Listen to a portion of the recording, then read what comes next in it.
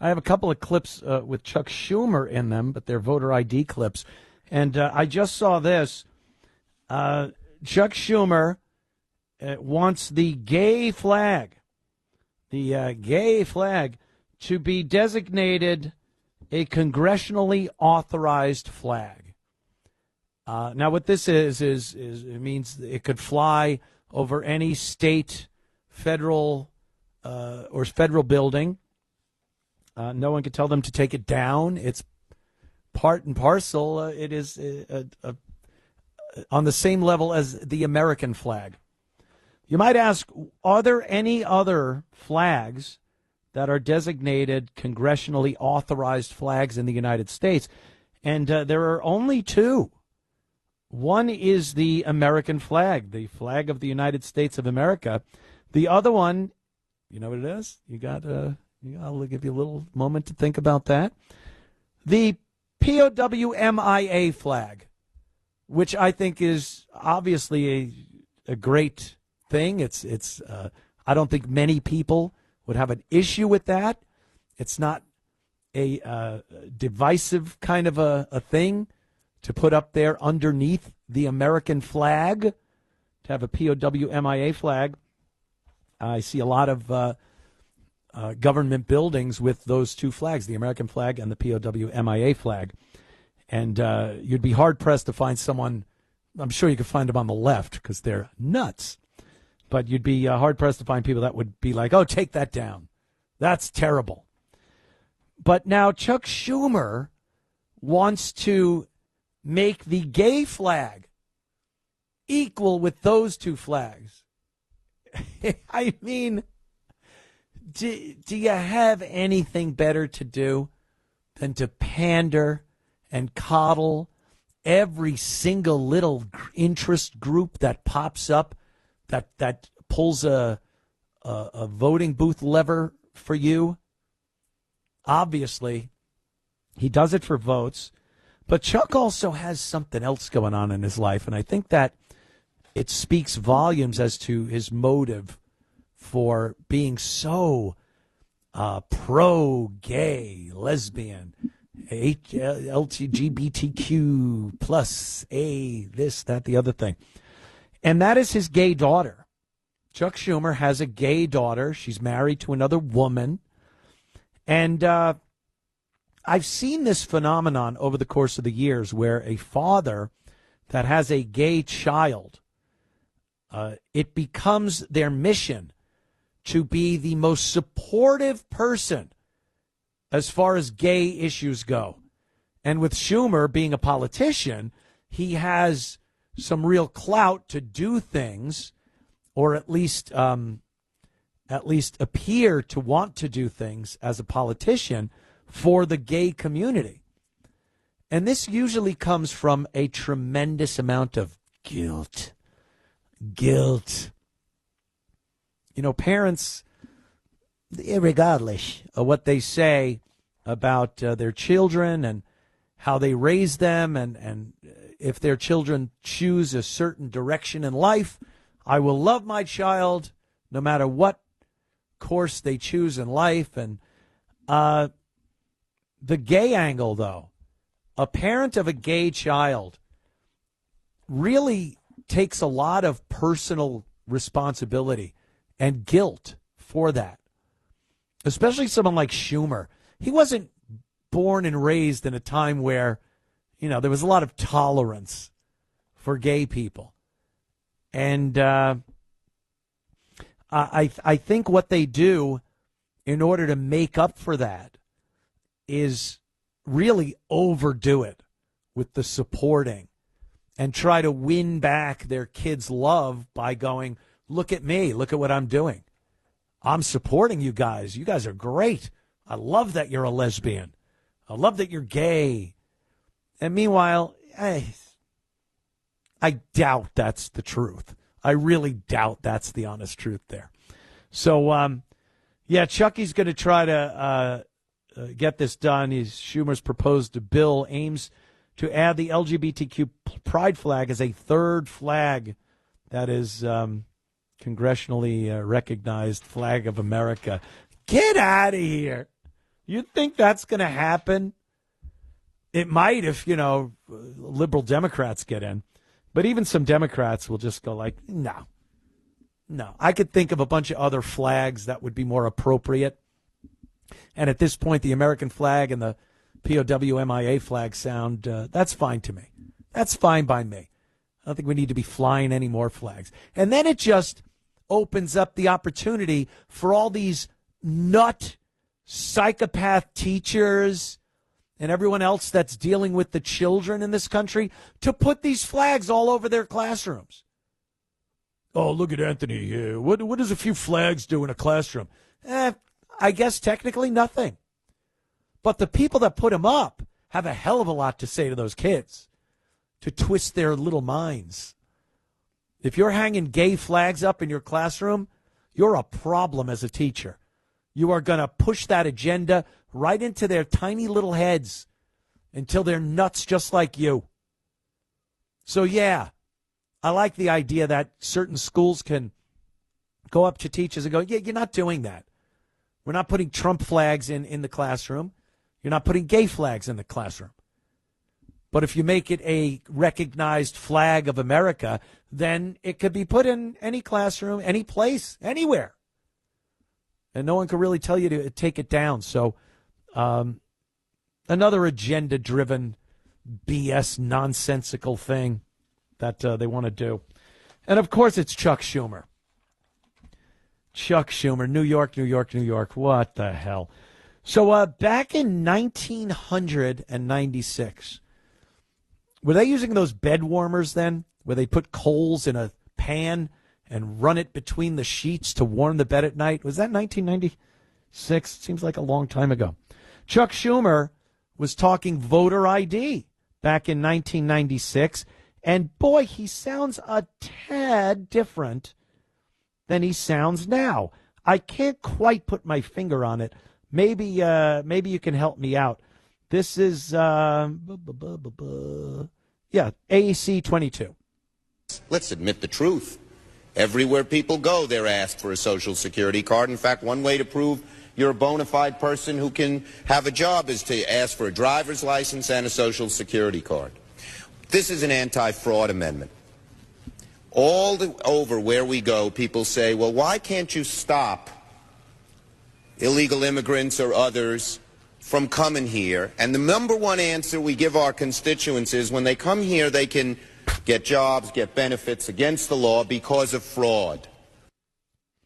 Ah, yeah, people need a license and a Social Security card. It fights fraud. That's how you keep people from lying about things like their citizenship and their ability to vote and a number of other things in this country. Opening a daycare center and getting millions in tax dollars from it. But that was Chuck Schumer back in 96. And that sounded to me like somebody that appreciates American citizens having IDs to prevent fraud. It's the best way to prevent fraud. ID.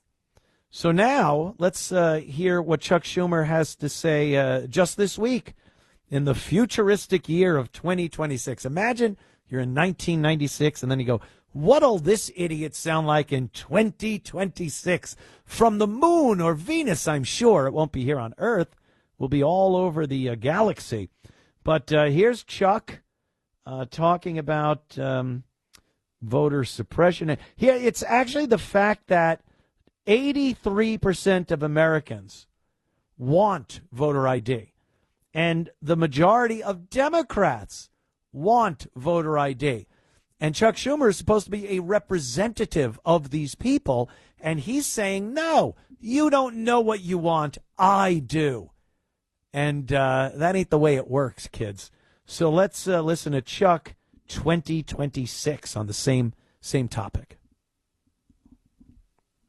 Oh, that was at AC 23. About 83% of the American people, including majority Democrats, support voter ID laws. Well, yeah, the voter ID laws that, first, each state can have its own voter ID laws, and some do and some don't.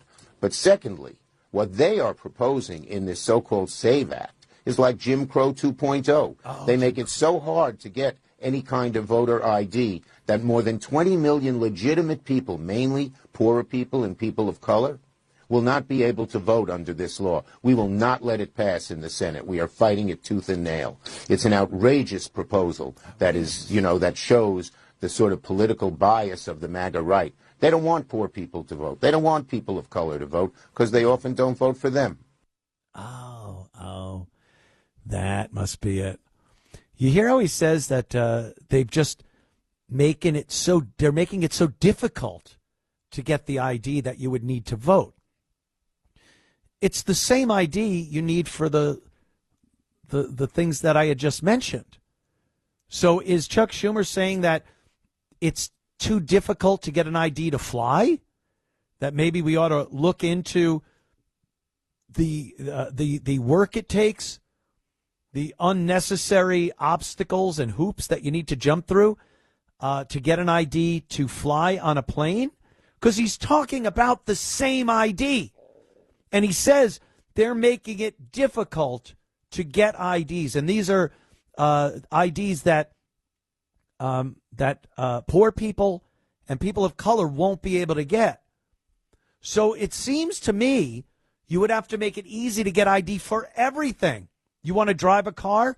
It's much too tough to get an ID. The poor people and people of color won't be able to drive unless we change the criteria for getting an ID. That's what he's saying. Anything. You want to walk into a bar? Oh, can I see your ID? Hey, you're being a little racist here. All right, Sonny, go in, have a shot. Banking. People of color can't bank because getting an ID is too hard, as per Chuck Schumer. It's much too hard. It's all such obvious BS and lies. All right, people, don't go anywhere. Back in a flash. Hello. How are we, my friend? Very good. How you doing? Did you ever imagine you would see the world like this?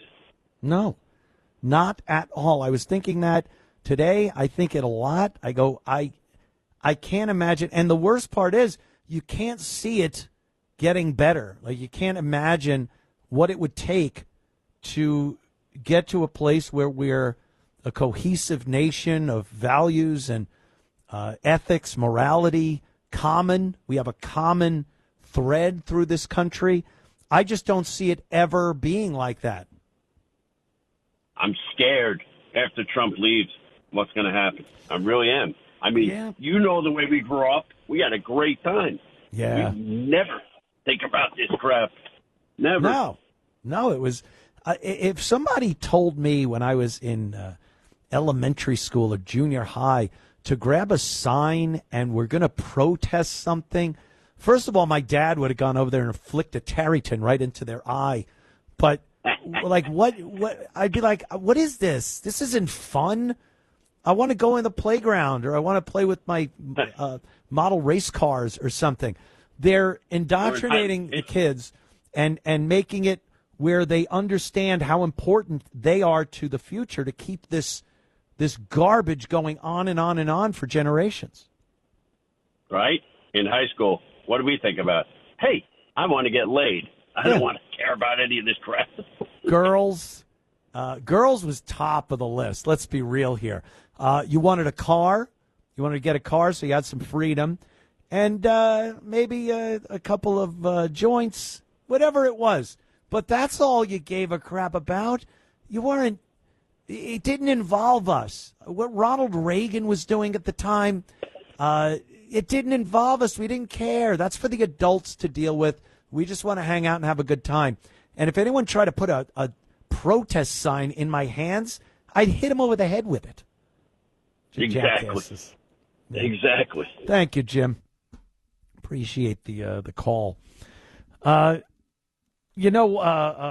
Olympics is going on.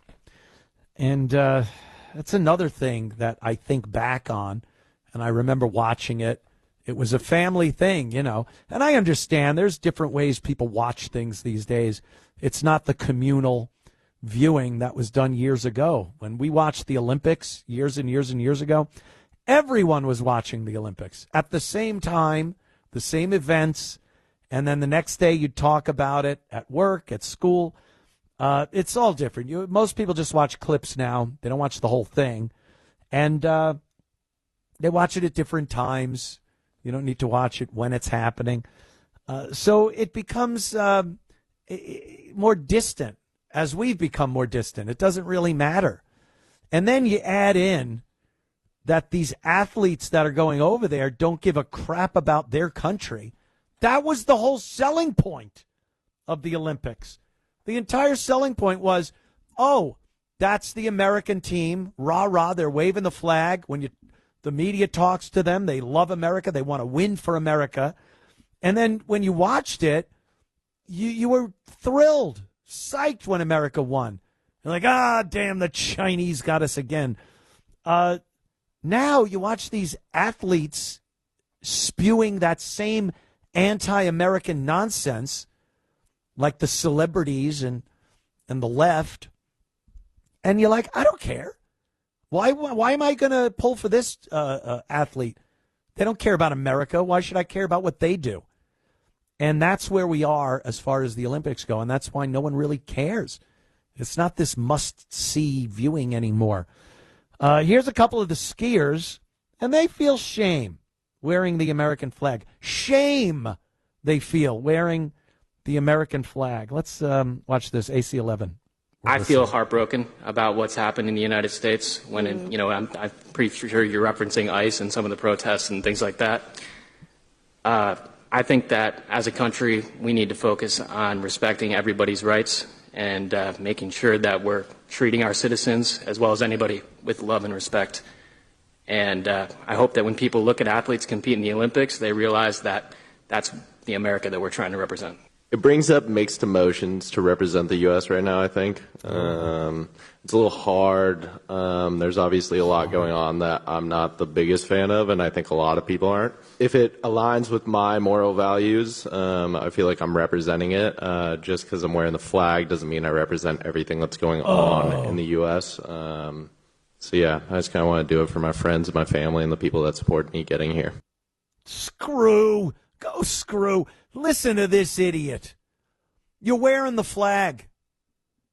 And he's doing it for his, for my family and friends, not for this terrible America. Then don't be on the team. Then don't be on the American Olympic team. Find some other crap hole country. Be on the Somali team. Be a Somali skier. There. Problem solved. You could kiss ass over there. It's really disgusting. They're representing this country, and they go overseas like these politicians like AOC, and they crap talk America in front of the media. It's embarrassing. It's just embarrassing. Imagine the old Soviet Union. You get some Russian skier up there. Well, I'm not very happy about what happened with the Soviet Union. Do not like invasion of Afghanistan. But, very good speech, comrade. How you ski with no legs? And then they blow both of their kneecaps out. Because that's what a proud nation does. It blows the kneecaps out of skiers that badmouth your country. This is unbelievable. It never happened. And like the previous caller said, I couldn't imagine this. The Olympics were such a part of growing up in this country. It was a great family thing, You all gathered around the old radio to listen to. All right, maybe not that old. But you all got around the TV. Hopefully mom and dad weren't yelling at each other and throwing dinner at the wall. And you had a great time. You watch, is the American team going to win? And now they get up there in front of the media and speak ill of the country they're representing. That's why I really can't see us coming back from this without some type of cataclysmic event. And you don't want to see that either, you know. You don't want to see something that forces the country to unite like that. You know, but, I mean, even after 9/11, it was short-lived that we had this unity and a common kind of sadness and sorrow about that. And then before you know it, go screw. Who are you? F off. It just goes to that. And now it's worse than ever. Even in 9/11, you'd have half the country applauding the terrorists, and half the country would not be very happy about what happened. But we'll be right back. Don't go anywhere. Kamala Harris has been out and about. I don't know what's going on there. You know, there's got to be there's always a motive for her or any politician really just coming out of the woodwork and all of a sudden they're all over the place. It's usually going to be that they're campaigning. They're running for something.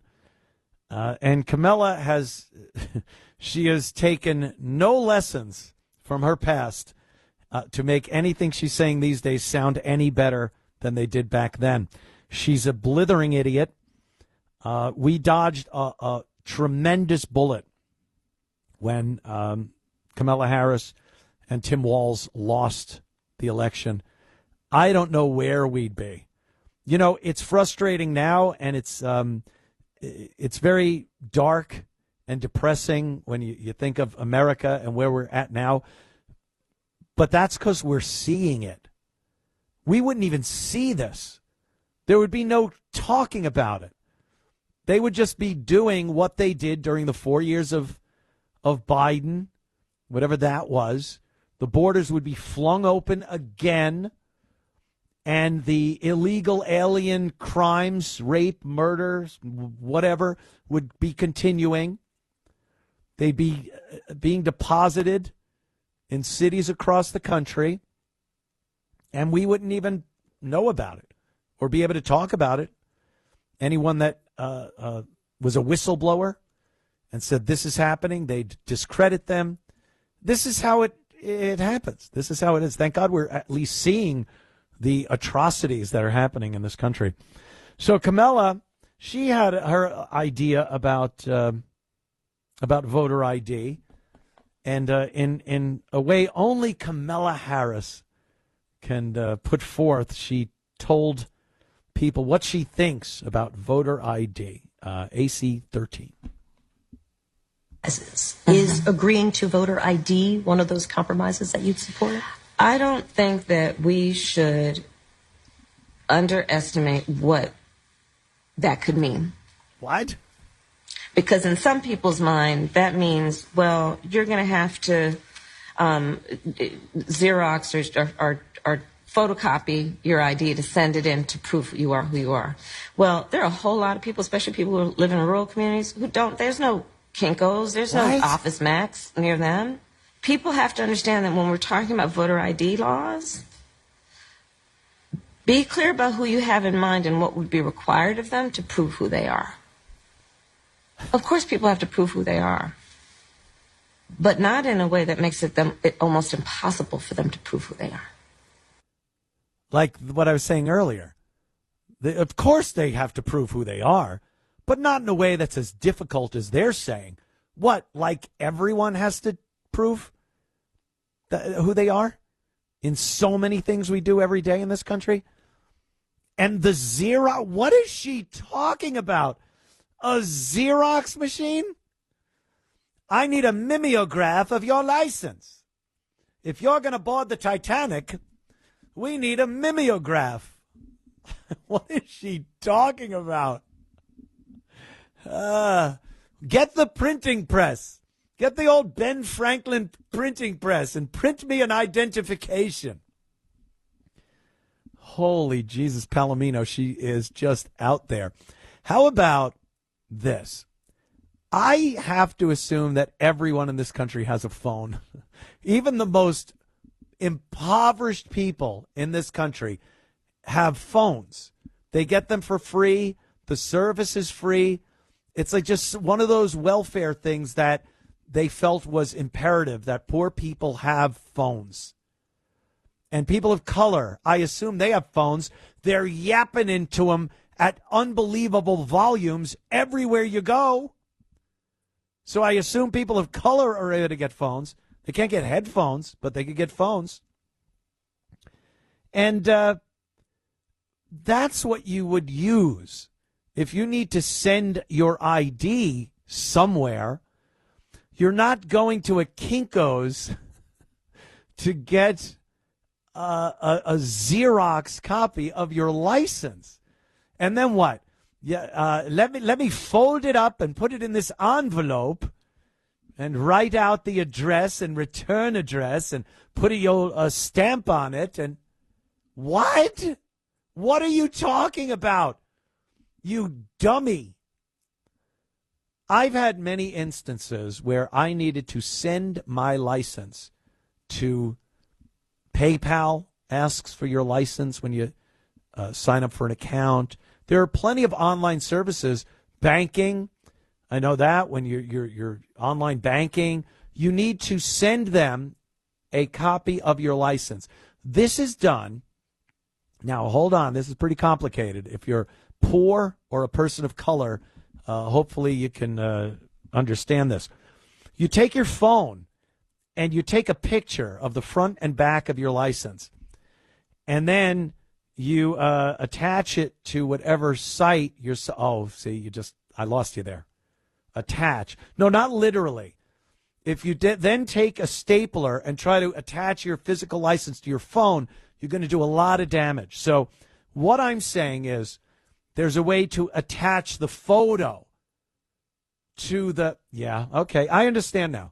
Now I understand. I'm getting looks from poor and people of color here in the studio, and they're just dumbfounded. They're hitting themselves over the head with the equipment here in the studio because they are at such a loss to understand what the hell I'm saying. So maybe they're right. Maybe people like Kamala Harris are right, and they're just too stupid to do what Americans do all the time for centuries. I'm sure there was, George Washington, I need to see an ID, sir. But they really want to make it seem like it's just the voter ID that's unfair, and that's too much work. You have to be too smart to do it, too rich to do it. But every single other thing you need an ID for, that's fine. That's fine. And they'll never say that poor people or people of color can't get on airplanes. That's another thing we've seen. Unfortunately, getting on an airplane is very simple for the poor and people of color. We've seen it many times on Spirit Airlines, Frontier, Southwest. There's no problem getting IDs for people of color. They'll let you know it. They'll let you know they're on that airplane. I assure you. This is funny. This is Mamdani supporter, and he's got this insane idea. When asked what will New York City do if all the wealthy businessmen leave because of the tax hikes that Zoran wants to put in place, this is a childlike take on what should be done if wealthy people leave or want to leave New York. This has no basis in reality. It is so, for lack of a better term, retarded that I don't even know where they could have gotten this idea and be able to breathe and walk at the same time. So listen to this Mamdani supporter and his great take. I'm sure Mamdani will sign him up for his administration in no time. His great take on what is the answer if wealthy businesses leave New York City. That would be AC 8. What do you say to these folks who say, well, if you tax millionaires, they're going to leave the city, and the top 1% pays 40% of the taxes in the city, so what happens if they leave? What's your response? Well, that's what I would say. It's like we should take their business, and we run it like for the city ourselves. So if they take their business to Florida, you feel like you can make it, keep it here? I mean, they can't leave the building. They can't, just bring their whole entire workforce to Florida, right? They can't bring all of, the resources that they have to, build the business here to Florida, right? That's a whole thing. And that's where we would even say, if we're building a real movement, right, to, stop that, we'd also, make it illegal for them to, actually, leave, right? We would fine them to hell if they're going to try to, abandon their property here, right? Because clearly people do need to work, right? People do need to, make a living, so. All right. Is that the dumbest thing you've ever heard? Hands. Yeah, look, all right, the hands are going up. Yeah, I'm seeing a lot of people that are agreeing that is the dumbest thing they've ever heard in their entire lives. He says that the first thing's ridiculous. The very first part of what he's saying is completely insane. That if a business leaves, you just take over the business because they can't take the building with them. So let's say you're a business and you have an office in the Empire State Building. A lot of businesses have offices in the Empire State Building. And they leave. They go, we're getting out of here. We're moving down where we don't have to pay these crazy taxes. I'm going to Florida or what have you. This guy goes, ha ha, they left the Empire State Building behind. Ha ha, let's get in there and just start doing their business. Whatever it is, I don't know. I don't even know how it's done. But he was in floor 52, suite 38B, and we're going to go in there now and just run his business that he took to Florida. What? I swear to you, when I see these videos of these people, there's 1% of me that feels bad. I guess I'm a little too much of a human being to not just 100% write this idiot off as someone who is wasting every breath of air they take. But there's a part of me that goes, you dummy. You are a blithering idiot. That is crazy. And then the other part, when he's trying to think out his first take on it, plan A, if you will. And then he just switches to plan B, which is, well, just fine them. Make it illegal to leave the state. These are the people, by the way, that carry around the protest signs that say, no kings, no tyranny, no oppression, no dictators. Trump is a tyrant. He's a dictator. They carry around the signs, and then they say, if a company wishes to leave because they're not happy with whatever in the state they're doing business in, this guy, the no kings, no tyrants guy, wants to make it illegal. And I guess lock them up or fine them to the point where they would have to pay this tyrannical leader if they want to leave the state. It has no resemblance to America whatsoever. And look, I understand. He's just some idiot that someone went up to with a microphone on the street. But it is very common to hear them say this. And I give them kudos for at least saying something. Most of these people run away. They yell, they throw things, they call the person with the camera and microphone Nazi, and they run away. And now you know why. Because I think they realize they can't speak. They can't convey a rational idea. Take the building? They left the building behind. So we just go in there and do their business. And then what happens? Didn't he take the people? And didn't he go to Florida to set up the business down there? I mean, don't they have the phone numbers and Rolodex? How are you just going to take over the business? These are very, very mentally handicapped people. Even the ones that aren't dubbed mentally handicapped, they are. I've yet to see a left-wing person that has reasonable opinions on things and can voice them reasonably and in a civil tone. I've yet to see one, not one. They're all nuts like this. I don't know how it happened. I do not know how it happened. Oh, my God. Let's talk to Lana. Lana in the Garden State of New Jersey. What's up? Hi. Hi. I've never talked on the radio. Sorry. Ooh, I just wanted to say I was at the Hackensack Hospital the other day for my mom, and I needed a photo ID just to go to the cafeteria. Yeah, to the cafeteria in a hospital. Photo ID. Yes. And did you lose your mind? Did you call them racist or No, misogynistic? not at all. I gave it willing, and whatever. But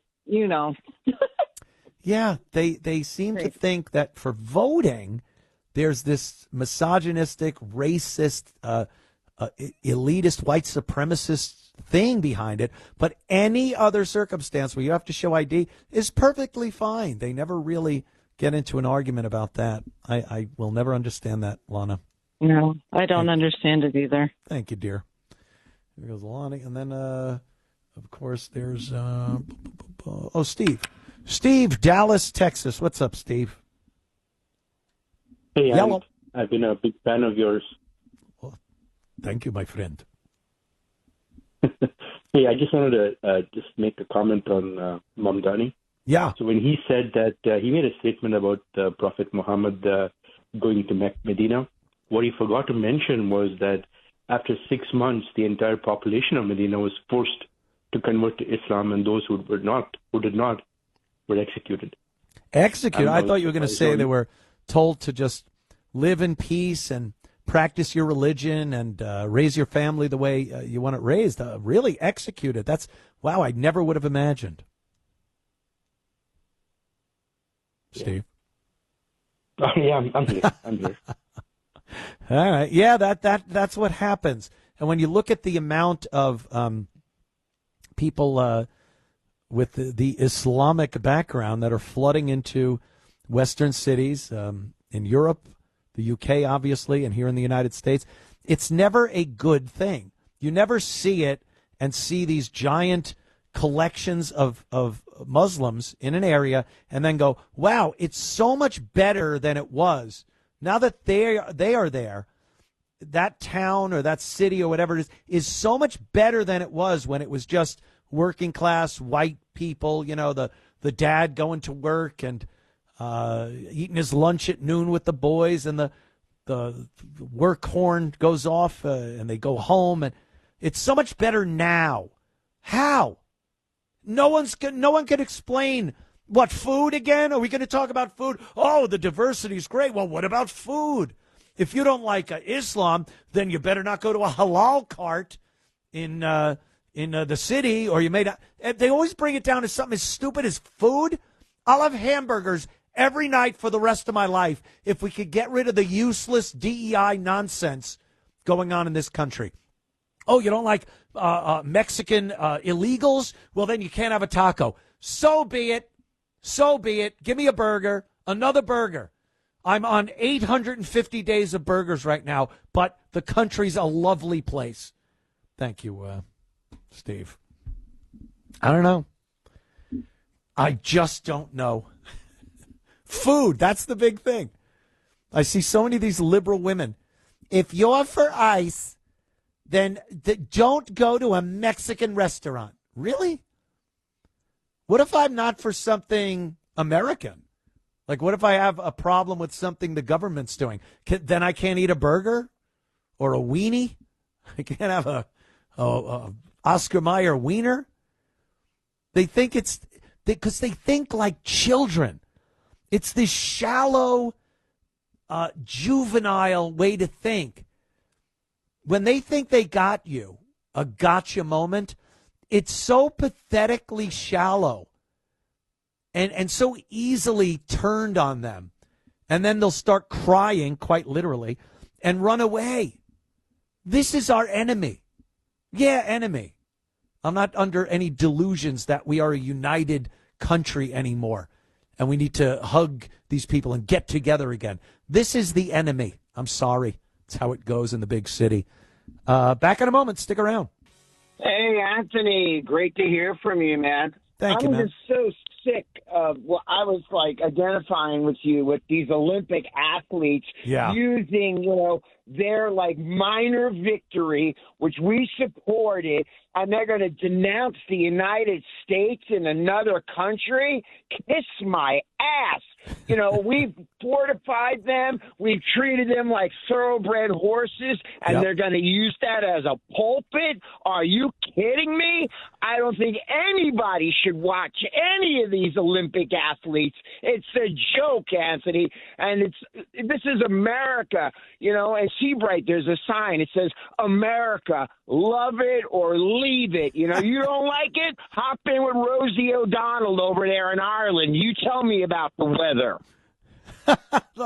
Thank you, William. Yeah, I couldn't have put it better myself. It is annoying, though, because, the United States pays for a lot of their training. Once you reach a certain point athletically, it's like scholarships. The Olympic Committee sponsors you, and they bankroll you, and then you take all the money, you get all the training, and then you go, hey, screw America, man. New Orleans. I vowed never to go back to New Orleans.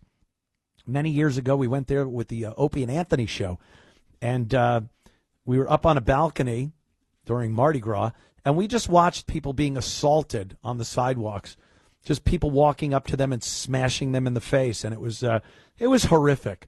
I really don't have any want or need to support that city. So the New Orleans Police Department, whoops-a-daisy, they hired an illegal alien as one of their officers. How do you go through a vetting process for a police officer and you miss the fact that the person doesn't even belong in the country? Well, the police chief is going to let us know. AC1. We have a new development that we know that you are not aware of yet, but we also know that it will become a newsworthy item. By the way, lesbian and police therefore, we're going to go ahead and share it with you. We don't have a lot that I can tell you. But as of this morning, ICE did indeed take into custody one of our police recruits, who is we hired and was in the police academy at the time. We've had conversations with ICE regarding this. There was no struggle involved in any of it. The person was actually, the recruit was taken into custody without any incident whatsoever. So what you would want to know about this particular person is that on our end, when we were doing the hiring process, there was nothing that was in the packet that would have us have reason to believe that this person did not have legal status. There is some question that may have developed later, but there was a signed order by a judge for his removal back in December. We hired him way before that. Oh, we hired him before, the judge signed a form that says, get the hell out of the country. How do you vet your prospects in New Orleans? I have to assume this guy had ID. If an illegal alien can get an ID, that's a problem. That makes it sound like it's a little too easy to get valid identification in this country. Doesn't sound like it's hard and that it's going to keep people from getting an ID. If an illegal is able to get ID that shows him as being an American citizen, and it's taken by a police department as a valid ID, then I have to assume it's too easy to get ID, that we need to make it tougher. And if the poor people and the people of color have a problem getting ID now the way it is, well, then there might be some even some more issues.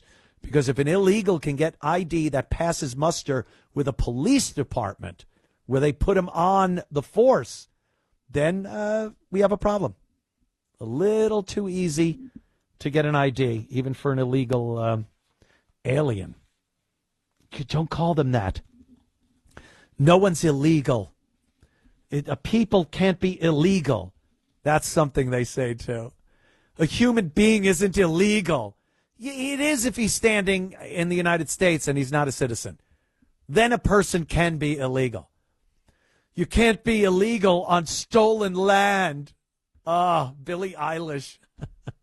What an embarrassment musicians and actors and whatnot are. There's such an embarrassment.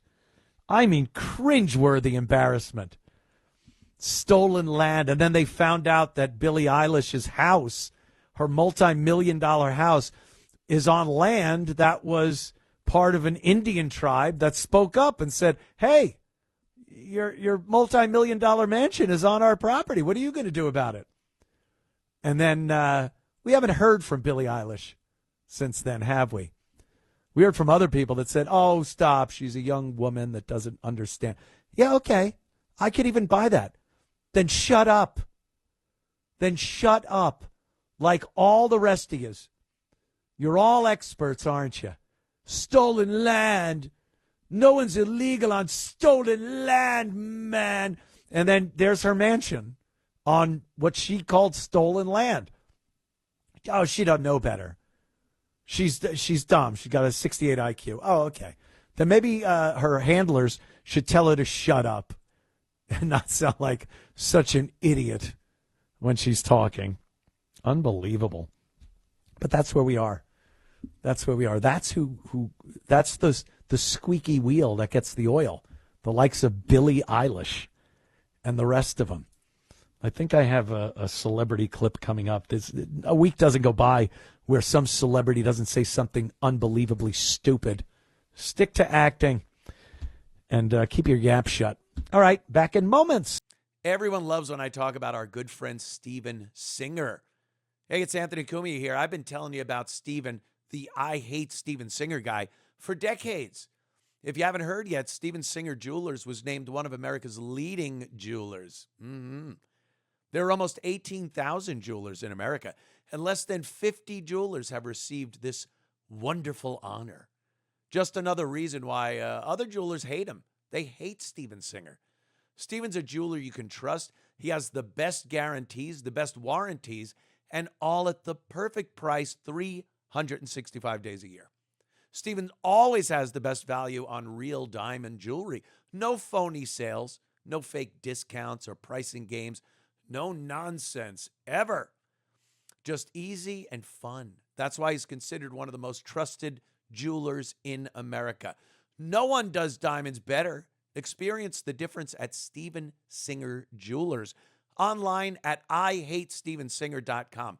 That's IHateStevenSinger.com. Anthony Cumia on X, if you want to see what I'm up to during the rest of the week.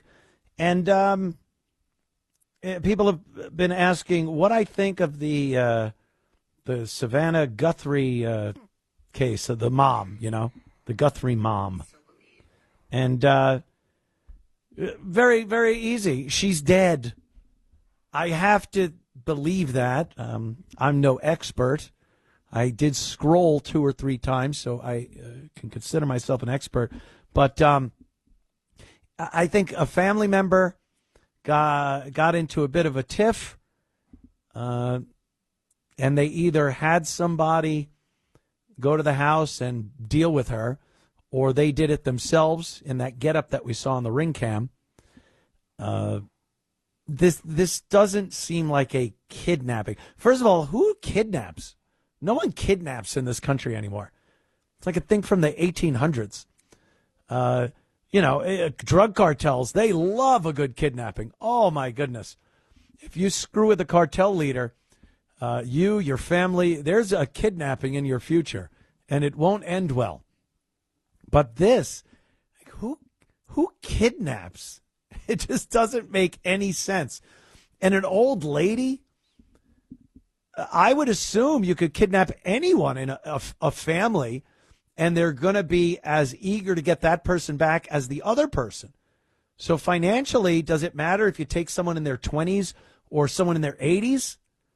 And then you'd want to take someone in their 20s. They're a little more, they're not as perishable, bouncing around in vehicles or being buried alive for a little while.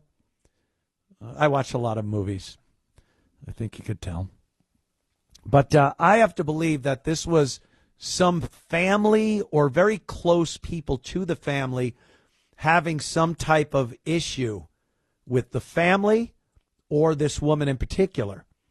And I don't think I think they'll find out that very quickly after this supposed abduction, she was done for, as they say. But who knows? I watch a lot of Forensic Files. I watch a lot of First 48. I watch all the shows on Discovery Channel, whatever that is. And, that's my take on that whole thing. I'm not going to go into it in depth like a lot of people have been. There's certain stories that are pretty big, and I'm just like, I don't know. Is that one I really want to get into? Does it really affect a lot of people?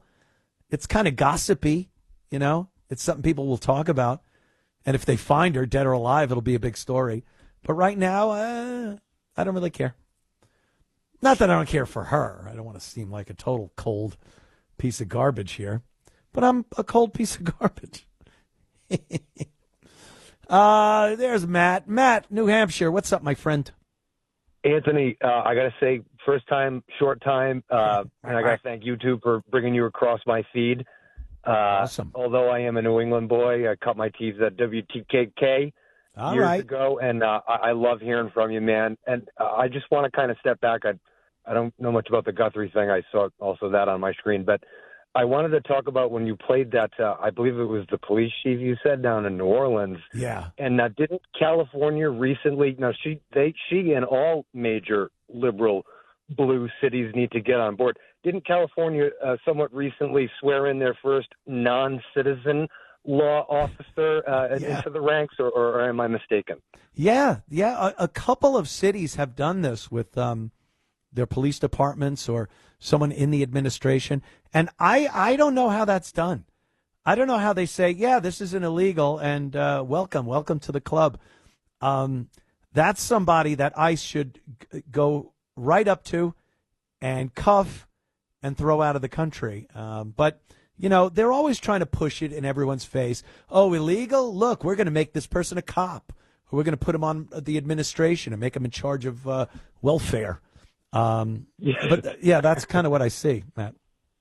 It does. No, so it seems a bit off. But like I said, I think that she and these other cities, if that's what they wish to bring upon themselves, and we can all witness the results thanks to having coverage like what you do, et cetera. And I know our time here is short, but once again, thanks, man. Welcome back, and all the best to you. Thank you, Matt. I appreciate that, bro. There goes Matt up there in New England. Back in the old WAAF days when me and Opie were shock jocks up in the Boston area. We made a lot of trips into New Hampshire for gigs and things like that. It was a lot of fun. Back in the 90s, people really have embraced the 90s, right? I think in the early 2000s, because the 90s were still pretty recent memory, the 80s took this place as this wonderful decade. The 80s were a little silly. The music and the costumes people wore. I think the 80s was what the 70s thought the future should look like. The pointy, big shoulder pad things. And like Daryl Hannah in what movie was that? She just put some spray paint across her eyes and it looked all sexy and stuff. Blade Runner. And that was the 70s version of the future was the 80s. And we were pretty prosperous as a country. It was much more difficult to be as divided as a nation back then. Because, how are you going to piss people off? Put a flyer under their windshield at the mall? It just didn't seem like one person or a small group of people can make such an impact on such a large swath of the country. And obviously, I'm talking about the internet and then the phone and various social media platforms, this instant access where you now have a world stage for what you want to say. And that really divided this country. So the 80s, they were good in that we didn't have that. Things were silly. You know, politically, things got a little crazy with Iran-Contra and Ronald Reagan and nuclear proliferation. But we never felt like our country was failing. We never felt like we were so divided as a country that there wasn't even an America anymore. As a matter of fact, when Reagan came in, he came in on the platform of we are going to bring America back to its former glory, because people were really depressed about what Carter had done to America. A nice enough guy, but I mean, he wasn't really a president for a strong, proud America. So when Reagan got in there, you know, we were proud to be Americans. Movies, Rambo, and all those, you know, America kicking ass movies. And then what did we have? The 90s. The 90s seemed like a decade where everything was just cool. Everything was awesome. The music was great. We still had this rapport with each other. And the country was still very united, very proud. We had won the Cold War. There was no more Soviet Union. And right up until 9/11, that's really what it seems like. What a baptism into the 21st century that was.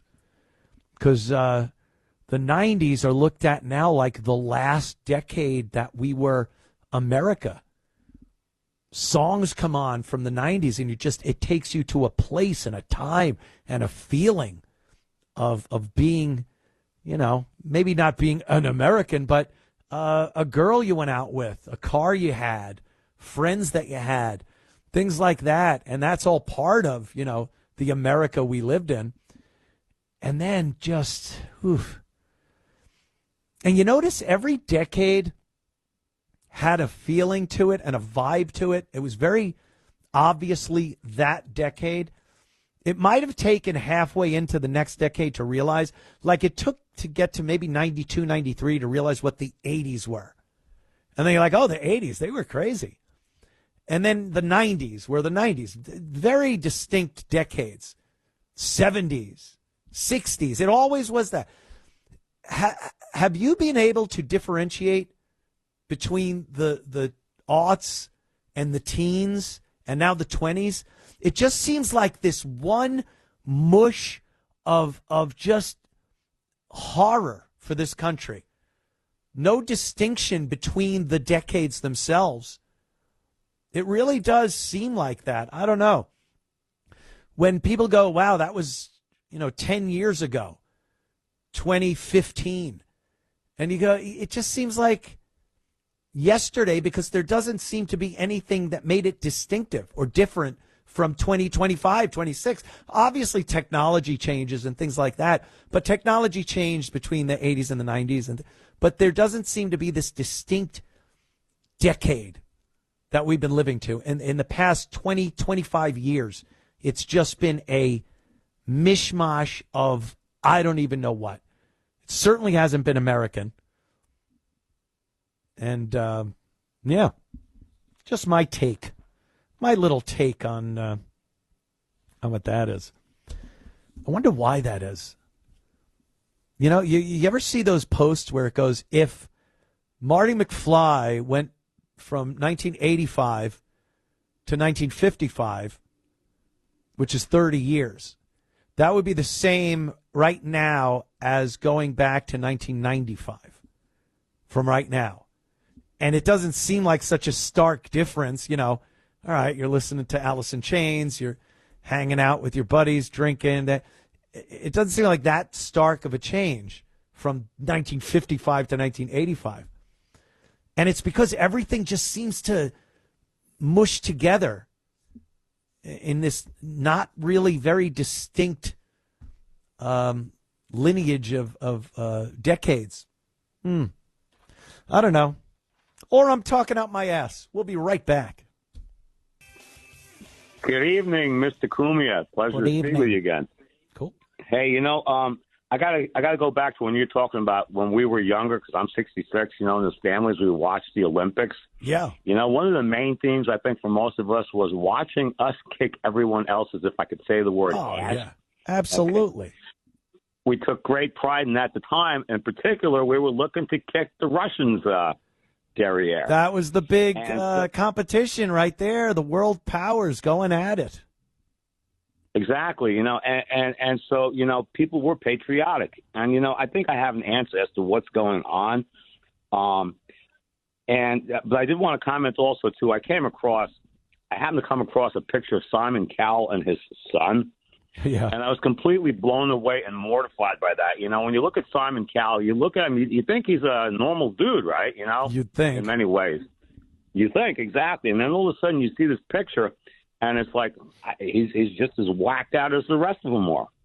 And, and they take such pride in that. That's the other thing that's disgusting. And from the picture, this young man does not really look very old. He looks like he's maybe, 13 or something like that. Yeah.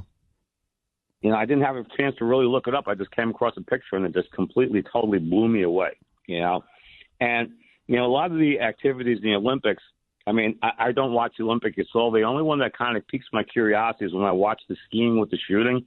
And a lot of those games, they had military connotations in them. Right. Like back in World War II, skiing down the mountain and being able to shoot. That was, that was important, especially when you're trying the Rangers. And there's another event which I've never actually seen, but I'm curious, and I don't even know if they have it anymore, because I heard someone talking about, I think it's a 5-part event where you ride a horse, you do fencing, and you shoot guns, and I forgot what else you do. That sounds extremely interesting to me. Yeah, not anymore. As a matter of fact, I recently got myself a cavalry saber just for S's and giggles. And the other thing, too, is as far as Nancy Guthrie goes, when I look at that whole thing, I cannot believe that she has such a lack of security for such an estate that she has. And you're on the same page as me. Your best thing for security is to have a good dog that can take care of you. Yeah. And my wife, many years ago, took care of a blind couple on Long Island, when she was in high school and into when we got married. And you know what they had? They were both blind, and they had a trained Doberman. And every couple months or whatever, the company would send the handlers over, and they would make sure that, he was behaved, but he was aggressive enough. They'd come over with the padded suit and everything like that, and they'd have him, training. So just enough so he's not eating the blind people, but he'd tear up anybody that came in. Oh, believe me. When I went to visit, getting in the house at first, of course, they had a comp. But once I was in, he would sit next to me like he was my best friend, but if I made a wrong move, that's how they work, man. It's pretty amazing. I got to move on, Joaquin, but thank you for the phone call. He also brought up a good point in that, why wouldn't the left try to undermine the Olympics? Why wouldn't they? They've done everything in their power to undermine and tear down every single thing we hold dear as Americans. Every institution, everything that we feel makes us American, everything we enjoyed because it was so American. And the Olympics, why wouldn't they tear that down too? Have athletes that just crap all over the country. How about that? Doesn't that, people could say, wow, that sounds a little paranoid, Anthony. But why wouldn't it be? Every single other thing that we would hold dear as Americans, they have tried to tear down, rip apart, eliminate it, rewrite history. We're the bad guys. Why wouldn't they send a bunch of liberal a-holes that can't stand the country to go over there, and the first thing they say when they get on camera is how lousy the country is and what a horrible president we have, and I'm doing this for my family and friends and not for the flag. Of course they would. Of course. That's their whole mission. is to destroy this country from every angle, inside, outside, just under the surface, to the core. Of course. I get it. That's what they do. Terrible. Just terrible. Let's see. This is interesting. This was really interesting. This is Democrat sheriff of Charlotte, North Carolina, Gary McFadden. He was in front of a hearing, and he was being asked a question, which branch of the government do you work under? You know, there are 3 branches to the government: executive, legislative, and judicial. And the sheriff, an elected sheriff, is under one of those branches, works under one of those branches of government. And this guy, not too sure. AC 17. Branch of government do you operate under? Mecklenburg County. Oh, brother. What branch of government do you operate under, Sheriff? Oak? Pine? Constitution of the United States. Correct. The Constitution. That is what establishes the branches of government. I'm asking which branch you fall under. Mecklenburg County. I'm a duly sworn Mecklenburg County sheriff. We answer to the people of Mecklenburg County. This was not where I was anticipating getting stuck. Are you aware of how many branches of government there are? No. Oh, Jesus. For the sake of debate, I will move on and say there are 3 branches of government: legislative, executive, judicial. Of those 3, which do you believe you fall under? I believe I fall under the last one. Would you say it to me? Judicial. Okay. You are incorrect, sir.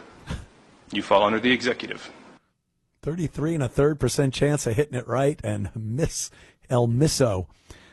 That is astounding. That is a spectacular lapse of the voters that voted this guy in. He was a DEI. He's a DEI candidate elected by people that just wanted a DEI sheriff, and they got one.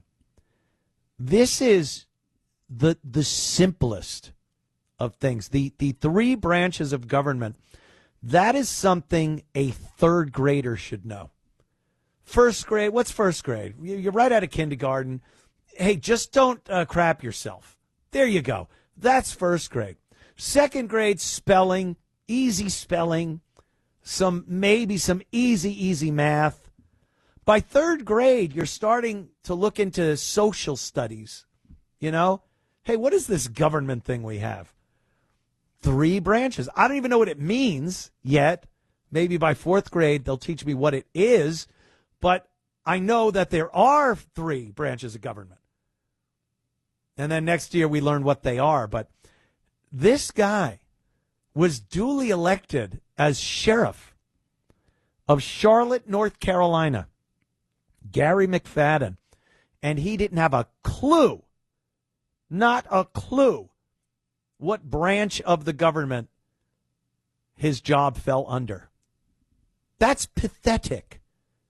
That should qualify him for an instantaneous one-way ticket out of his office. But you know what that would be? Anyone? I'm looking. Oh, yes, you right there. Racism? Yes.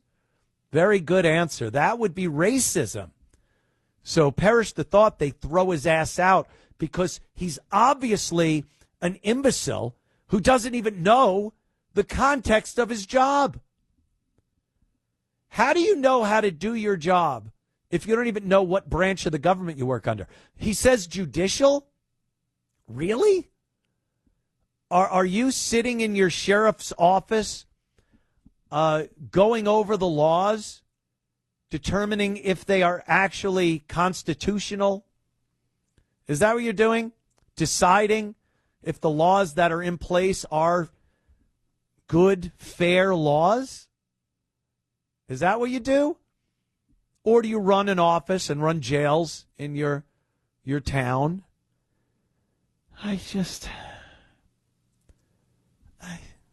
I'm an executive. Yes, you are. You're an executive. Unbelievable. But that's what we're dealing with. You ask why things are so screwed up. That is an elected official who doesn't know what the hell his job even is. All right. I just saw a post from Stephen King, author Stephen King, and he said he doesn't like the fact that a lot of people on the left are being referred to as mental patients and insane by people on the right. I don't think it's just people on the right. I think anyone, any rational thinking human being looks at these mental patients on the left and correctly calls them insane, mental patient, lunatic. But Stephen King, a little upset that label is going around on the left. Meanwhile, how do you like being called a Nazi, white supremacist? How about that, huh? A fascist. Those labels are thrown out on people on the right constantly. And again, not even people on the right. If you don't agree with them, you're a Nazi. But calling insane people insane, that's a bit much. If I see green hair, a nose ring, a lip ring that goes through the tongue, and an eyebrow, and one, it looks like they went to one of those cheap jewelry stores and bought a bunch of stuff, loaded it into a shotgun, and just blasted themselves in the face. That's what it looks like. And to me, that's crazy. That is indeed crazy. Joy Behar. Oh, Joy Behar. Arr. She is one of the idiots on The View. Don't we love The View? No? Yeah, she's one of the gals of The View, and anytime they speak about current events, political things, whatever, you could guarantee that some of the most idiotic stuff you'll ever hear will be coming out of their mouths. So obviously people have a problem with transgender women, who are men in dresses, going into bathrooms. And this is a valid complaint by women, especially young women. And we're talking about women of all ages in school. In high school, women, girls, have to be in the company of a man in a dress while they get undressed and changed. And it's hard to say that, no, that's a woman, when they're staring at, well, you know. But Joy Behar doesn't have a problem with that because over there at ABC, where she works, their bathrooms are all inclusive. So why do you have a problem if Joy Behar doesn't have a problem? Let's listen to Joy and then we'll discuss. AC 15. Every Congress president has a bathroom in their office, so she's got a bathroom she can use in her office, and I'm sure she can use your bathroom and the bathroom of every Democrat and every person who's not a bigot in the United States Congress. We have bathrooms here. In this building, it just says all genders. Yeah. Why can't they just do that everywhere? Yeah, there are all gender bathrooms in many of the Capitol office buildings, not necessarily in the Capitol itself, but we're going to work through that. Renovate. Renovate. They seem to be missing some crucial information here. And this goes back to something called ID. Now, over there at The View, their bathroom is whoever. It's a multi-gender inclusive bathroom. At the Capitol, there are some bathrooms, not all of them, but some that are open to all genders. What a utopia. What a wonder. And if that's the case, why not have that everywhere? Well, let me think. What does it take to get into the building, the ABC television building that The View is in? I've worked in media for a few years. I know the routine of getting into a building like Fox News. I've been in there many times. You walk in, there are guards. There are guards.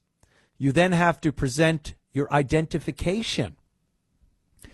You are then photographed and given a pass that will only allow you onto the floor you want to go to. You are escorted to the elevator through a mechanical door that only opens and closes when the guard hits a button or puts his card in there.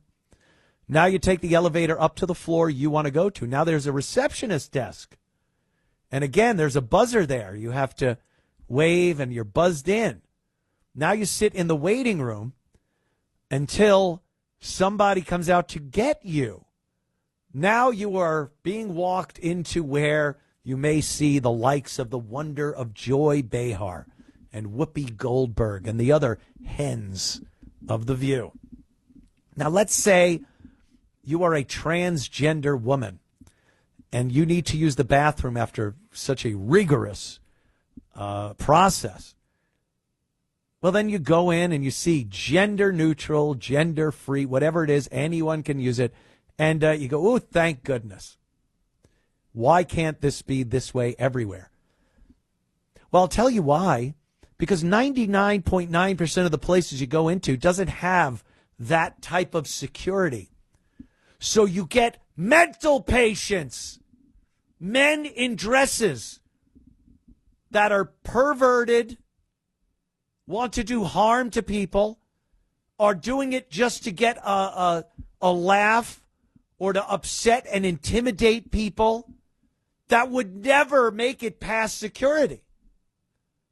Because you have to have been booked on The View in order to get up to the floor where those wonderful gender-neutral bathrooms are that everyone should have. You've been run through more security than the White House. So why don't they have it everywhere? I don't know. Let's have that type of security everywhere then. Where these degenerate men dressed as women aren't walking into bathrooms to get a rise out of people or to get a glimpse at a girl taking a whiz. Maybe that's why, Joy Behar, that you guys can have those bathrooms. Oh, my God. They can never see the real picture. They can never see what the reality of this is. Oh, just have it everywhere. All right, how about your house?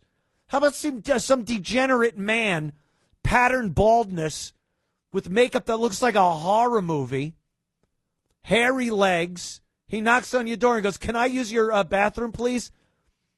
Is Joy going, sure, come on in. You got any kids, Joy? Disgusting. It's disgusting. But that's your, that's that. And they're talking to a politician, and it's the same thing with the Capitol. You think if one of those monsters came into the Capitol and he's walking around and tries to get into a ladies' room, that they're not stopping him? That they're not stopping him and asking him for ID the second he walks in? Of course they are. Of course. There's such hypocrites, and they're so phony with all this. Oh, yeah, no, gender-neutral bathrooms everywhere. That'd be great. Because every transgender person is like the wonderful people that they interview. 100% passable as tall, maybe broad-shouldered and big-footed women, but they certainly aren't the guys that you see that looks like a serial killer movie. Like Buffalo Bill. I want to apologize. Would you? Well, Mrs. Lippman used to live here. I apologize for the movie. Yeah. They never see that. That's never the guest on The View, the transgender guest on The View. No. They're such liars. They're such phonies. I can't stand them. This is good. Jesse Ventura. Jesse Ventura says, we had a choice last election. Well, we usually do, Jesse. And we blew it. In Jesse's eyes, we blew it. I think Jesse Ventura thinks that Kamala Harris would have made a much better president of the United States than Donald J. But I don't know. I used to like Jesse. Even when he was governor of Minnesota, I thought he was kind of at least with it. You know, he's a little weird. He's maybe a few too many bumps during his wrestling career. But now he's just completely lost his mind. But here he is saying we had a choice and last election, and we blew it. AC 10. Whether you liked Ms. Harris or not, this last election was a choice, a very simple one. Those choppers. In my opinion. You had the choice between the Constitution and the criminal. And this country chose the criminal. And now they're all appalled at what's happening. What would you expect a criminal to do when he gets in there? He's going to hire other criminals to work with him. They all will be an ilk together. A big group. You put a criminal at the top of America, a convicted felon. What do you think Joe Biden was? Just stop with his Ukraine deals and his degenerate coke fiend crackhead son and the people in his administration that knew he had Alzheimer's and brought out that auto pen for everything he signed because he was too riddled with Alzheimer's to do anything himself. His wife that would lead him around on a leash. Those aren't criminals. Joe Biden was a good man. No, he wasn't. And if you think Kamala Harris would have been a good president and Tim Walz as the vice president, you want to talk criminal. Have you been paying attention? I opened a daycare center. I should open a dentist office to try to keep my choppers in. He doesn't get that Tim Walz is absolutely involved in the unbelievable amount of fraud going on in Minnesota. And if he's not, it's just as bad because he didn't see it. He was negligent in stopping the fraud that was pumping billions of tax dollars out of Minnesota and over to crooked Somalis and going directly over to Somalia. I've been there a few times. Not the most hospitable place. There are pirates there, not the peg-leg parrot kind. The black kind that take over cargo ships. Wait a minute. My bicuspid's coming loose again. What is it? But this is how they think. They're not smart. Not very smart. Or there's an agenda. But I can't imagine Jesse Ventura in on the conspiracy, you know? I can't imagine he's part of it. Jesse, we'd like you on board with the whole pyramid thing that we're doing here. Illuminati. I was a Navy SEAL, a fighter. I wore a feather boa.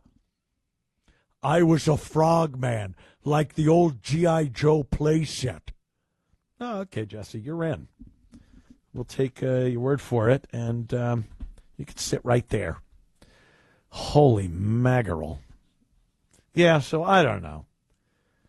Everyone's an idiot. I guess that's what I'm really trying to say. Everyone's an idiot. Yup, Wendy, Isle of Long. What's up? Hey there. Well, no, we're not all idiots. Only they are.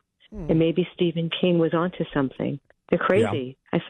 I think Donald Trump broke their brain. Well, that's obvious. He did. The Trump derangement syndrome is a reality. It is something that we've seen happen from the time that woman yelled no on her knees when they inaugurated Donald Trump. She has just multiplied like a fungus, like a bacteria, a virus. And now we have a bunch of them. So, yeah, they're insane. So remember we were talking about how it is that we became divided as a culture, as a country? Yeah. So when you think about it, like when did we see in the newspapers where Who Shot JR? When was that show around? Oh, God, the 90s? 80s. Yeah, early right, 80s. So, right. So everybody watched the same Dallas. few TV shows. Right. So we didn't have streaming. We didn't have cable. We didn't have computers. People didn't get their news from different places. And all of those sources create, people in their own little, pigeonhole. That's very interesting. That is a very interesting take on it.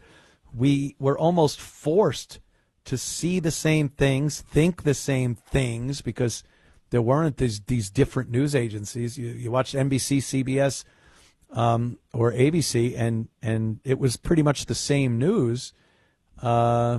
Yeah, and we didn't have those communal moments of viewing and other things that we all watched together as a nation. Yeah. And who knew those would be that important to our and you know what? unity? You had to rush home if you wanted to see your favorite TV show because it wasn't going to be DVR'd. Yeah, that was it. You got one chance to watch something, and then it was off, and then you'd have to wait for the reruns. Months and months from when it first aired. So that was terrible when people are talking about a show and you're like, I don't know. I didn't see it. I missed it. Yeah. Well, one thing I'm sure of is that those big shoulder pads are never coming back in style. No, huh? You know, the 80s shoulder pads, they were so weird, and the hair was hilarious. Whether it was that giant puffed up waterfall of hair in the front with the curls, or the short, sassy haircut that some of the girls had. It was a look, man, and it was distinctly the 80s. Love it. That's for sure. Thanks, Wendy. It was Wendy, Long Island. Coming up to New York at the end of the month. So hopefully the snow will be gone. It could just be another snowstorm. What do you guys still have? February, March? We've seen blizzards at the beginning of April up in New York, so you're not off the hook for a while. That really sucks. I hope for your sake, it's not all that bad. It's not all that bad. What else we got? Oh, wait a minute. I wanted to take this call. There it is. Matt from the Bronx. What's up, man? You there? Sounds like a bong rip. Sounds like he's ripping on a bong. All right. Yeah, dump that call. Let me see. Rob from South Carolina. How you doing, Rob? Hey, listen, I'm calling because we recently made a list of the top places where people moved over the last few years. I mean, I think we were fifth or sixth, and North Carolina was way up there, and I think Idaho was on it. But we need you to stop talking about where you live because we just don't need any more people moving here. I hear you, man. So please stop. When you say I'm going up there, just act like you're up there, okay? Okay, fair enough, Rob. The sheriff of Mecklenburg County, North Carolina, by the way, the city of Charlotte and the county are all governed by Democrats. Like literally every city council member is a Democrat.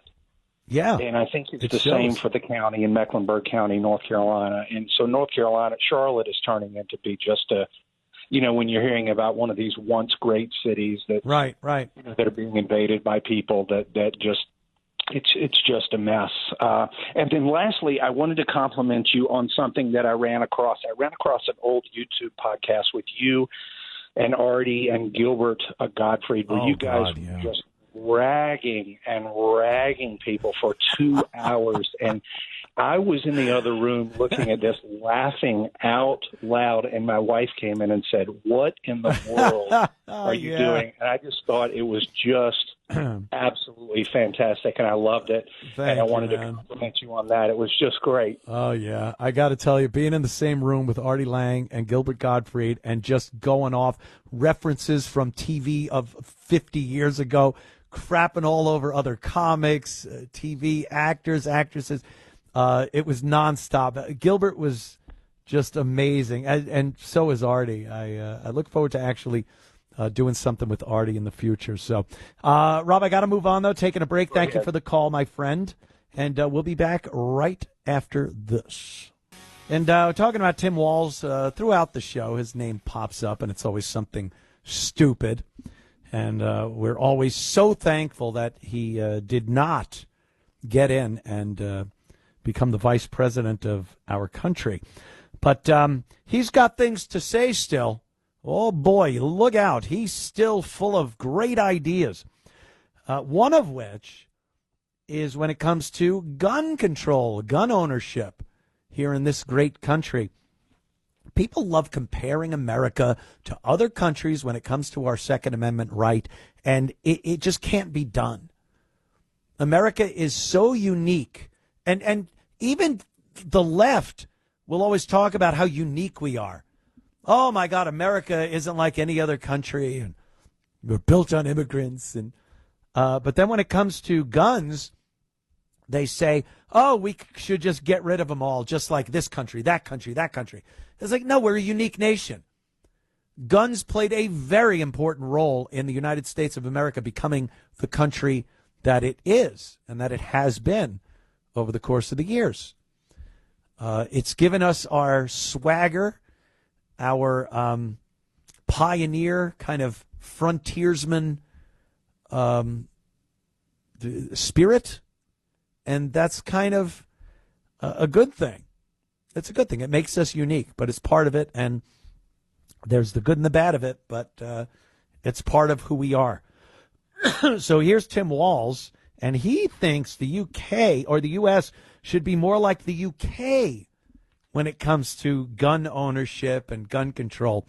That's simple. That's simple. You know, just get rid of all the guns. Get rid of the 300 and some odd million guns that we have here in this country that people are very attached to and would not like if the government wanted to take their guns from them. So let's listen to Tim Walz talk about guns, AC7.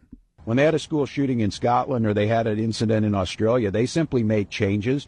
They are just as free as we are. They still have gun ownership requirements, but they have made sure that they don't have these. And since they did those things, they don't have them. We are an outlier amongst nations in terms of what happens to our children, and I refuse to think that that's okay. It's simply not. Yeah, just they simply did something. Took away the guns from the Australian people. Oh, they're allowed to have like a hunting rifle, an old-style hunting rifle, but you got to jump through the hoops, and you have to qualify to get guns like that. How about the UK, where you're not allowed to have a gun? That's it. Now you got somebody that protect themselves against any adversary if they had a gun. Now they have to be proficient in machete fighting. So I would say if you're over there in the UK, train your granny to battle a young Middle Eastern man with a machete. Because Granny could have just pulled, I don't know, a .38 out of her little bag and blasted the guy that was trying to do her harm. But with no guns, in order to get her on equal footing, you got to put a machete in her hand and have her hack away at some Middle Eastern maniac. Do you see how that works? Tim Walz. Do you see how this country works? And do you see that there's a better way to keep the kids safe than taking the guns away? How about finding out who the mental patients are that shouldn't have the guns? How about that? How about we start with some of the transgender people that are bat crap crazy? That's a whole demographic that of violence that we didn't see coming, did we? I did a little piece on it on my internet show last week, And it's astounding the number of clips you can watch of transgender women. It's not the women that take hormones, grow a chin strap beard, and wear their ball cap sideways. Not them, although they're angry as hell too. But the men that become women, they are the ones that are just insane. And you see it. You see that male aggression come out. They'll be talking like this, and, well, you know, it's nice to have people around. And then, well, sir, can I ask you a question? What do you mean? I'm not a sir, it's ma'am. And they instantly go to violence. They want to punch you. They want to kill you because they're mentally ill. They're mentally ill people. And that's where we're at. And, you know, I got off on a tangent there about the trans community. But, hey, thanks for tuning in. And we'll be back next week right here where you listen to the Anthony Cumia Show. We'll see you then.